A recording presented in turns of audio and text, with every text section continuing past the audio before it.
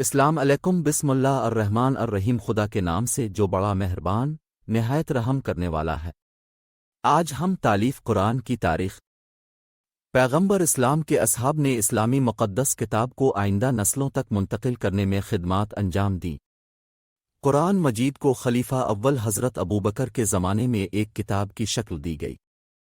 قرآن کا سفر جو 610 میں رمضان کے مہینے میں نبی محمد صلی اللہ علیہ وسلم پر نازل ہونا شروع ہوا، اپنی اصل شکل میں آج تک ایک ایسی خصوصیت ہے جو سابقہ مقدس کتابوں میں سے کسی میں نہیں ہے۔ پیغمبر اسلام کے اصحاب، جو عظیم انسان تھے، نے قرآن کی تالیف میں ایک اہم کردار ادا کیا، اپنے پیچھے ایک دلچسپ کہانی چھوڑتے ہیں۔ 12 لوگ محمد صلی اللہ علیہ وسلم کے دور کے 23 سالوں کے دوران قرآن کی آیات کو نازل ہوتے ہی حفظ کر لیا گیا، اور تقریباً 42 کاتبوں نے آیات کو مختلف مواد جیسے کاغذ، کپڑا، ہڈیوں کے ٹکڑے اور چمڑے پر لکھا۔ قدیم زمانے میں خواندگی ایک ایسی مہارت تھی جو بہت کم لوگوں کے پاس تھی، اور محمد خود پڑھنا لکھنا نہیں جانتے تھے۔ خلیفہ ابوبکر کے دور میں جب یمامہ کی جنگ میں 70 لوگ جو قرآن کو دل سے جانتے تھے قاری مارے گئے تو عمر بن الخطاب کو تشویش ہوئی، اور انہوں نے ابوبکر سے اپیل کی کہ وہ قرآن کو ایک کتاب میں مرتب کریں۔ ابوبکر نے زید بن ثابت کی سربراہی میں ایک وفد تشکیل دیا جو معروف کاتبوں میں سے ایک تھا۔ عثمان بن عفان، علی ابن ابی طالب، طلحہ ابن عبید اللہ، عبداللہ ابن مسعود، ابی ابن کعب، خالد بن الولید، حذیفہ اور سلیم جیسی مشہور شخصیات سمیت 12 افراد کا یہ وفد عمر کے گھر میں اکٹھا ہوا اور سب کو جمع کیا، وہ مواد جن پر قرآن کی آیات لکھی گئی تھیں۔ اس کے علاوہ صحابہ کرام کی حفظ کی گئی آیات کو بھی سنا گیا۔ ان میں سے ہر ایک کو اس آیت کے لیے 2 گواہ دکھانے کو کہا گیا جو وہ پڑھتے ہیں۔ مصحف۔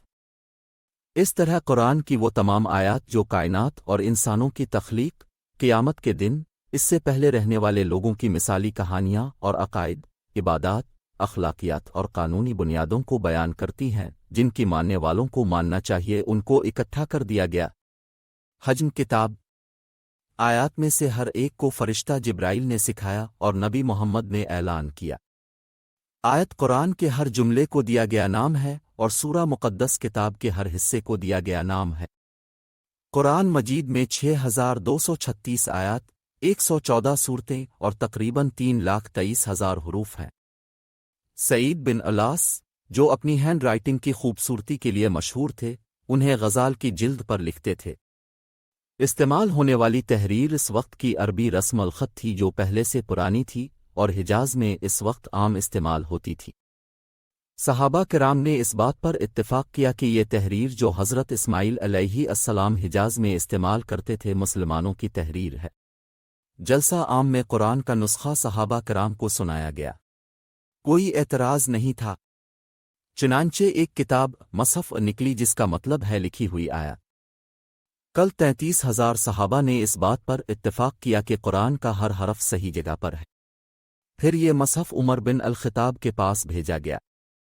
ان کی وفات کے بعد یہ کتاب حضرت حفصہ رضی اللہ عنہا تک پہنچی جو حضرت عمر رضی اللہ عنہ کی بیٹی اور رسول اللہ صلی اللہ علیہ وسلم کی اہلیہ تھی۔ قریش کی بولی تیسرے خلیفہ عثمان کے دور میں دمشق اور عراق کے مسلمانوں کے درمیان آرمینیا کی لڑائیوں میں قرآن کی تلاوت میں فرق دیکھا گیا۔ ایک صحابی حذفہ ایک مہم سے واپسی پر خلیفہ کے سامنے گئے اور اس سے منع کرنے کو کہا۔ 25 ہجری 647 کو عثمان نے زید بن ثابت کی قیادت میں عبداللہ ابن الزبیر، سعید بن الاس اور عبد الرحمن بن حارث پر مشتمل ایک وفد کو جمع کیا۔ سوائے زید کے سب قریش کے تھے۔ عثمان نے کہا کہ قریش کی بولی کو ترجیح دی جانی چاہیے اگر وہ بولی کے بارے میں زید کے ساتھ تنازع میں پڑی، کیونکہ محمد صلی اللہ علیہ وسلم قبیلہ قریش سے تھے۔ قرآن اس وقت کی عربی زبان کے ساتھ لہجوں میں نازل ہوا تھا۔ پہلے مسلمان جو پڑھے لکھے تھے وہ اپنی زبان کی تحریر کو آسانی سے پڑھ سکتے تھے، لیکن کچھ مختلف طریقے سے، کیونکہ اس وقت عربی رسم الخط میں حروف حرفی علامتوں میں فرق کرنے کے لیے نقاط نشانات نہیں تھے۔ مثال کے طور پر تمیم قبیلے کے لوگ حرف گنا کو تی کہتے ہیں اور لفظ ناس کو نات کے طور پر پڑھتے ہیں۔ یہ متنوع اور آسان تھا، اور معنی کو تبدیل نہیں کیا۔ وفد حفصہ سے اصل مصحف لے کر آیا۔ اس مصحف میں صورتوں کو ایک دوسرے سے جدا نہیں کیا گیا۔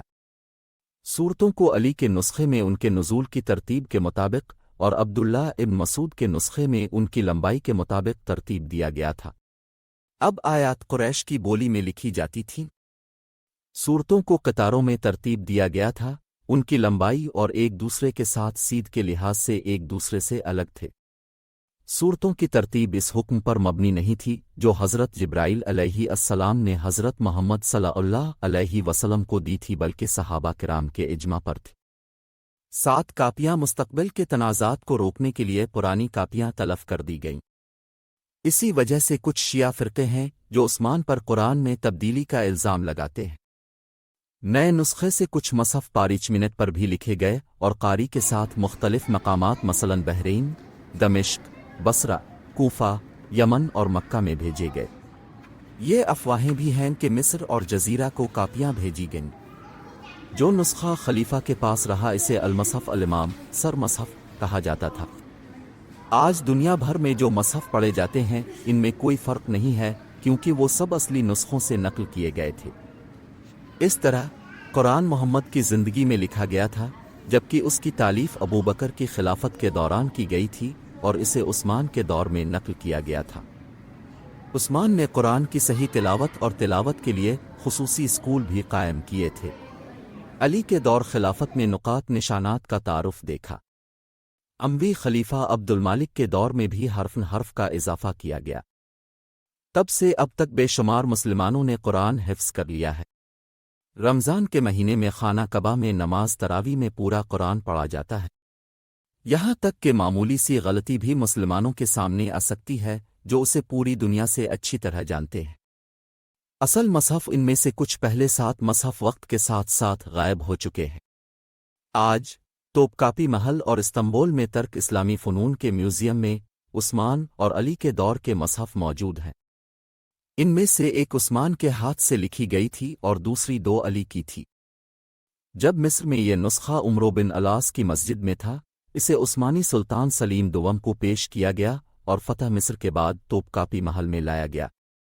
بعض کا دعویٰ ہے کہ یہ درحقیقت مدینہ کی نقل ہے اور عباسی خاندان کے آخری زندہ بچ جانے والے اسے منگول قتل عام سے مصر فرار ہوتے ہوئے اپنے ساتھ لے گئے تھے۔ کہا جاتا ہے کہ اس پر خون جیسا داغ ہونے کی وجہ سے یہ وہ مصحف ہے جسے عثمان نے شہید ہوتے وقت پڑھا تھا۔ اسلام کے پہلے دور سے تعلق رکھنے والے دیگر مصحف قاہرہ کی الحسینی مسجد، پیرس کی ببلیوٹیک نیشنل، لندن کی برٹش لائبریری، تاشقند میں ہست امام لائبریری اور دیگر عجائب گھروں میں آویزاں ہیں۔ مکہ میں ایک نئے کھلنے والے عجائب گھر میں ہڈیوں اور پتھروں پر لکھی گئی قرآنی آیات بھی موجود ہیں۔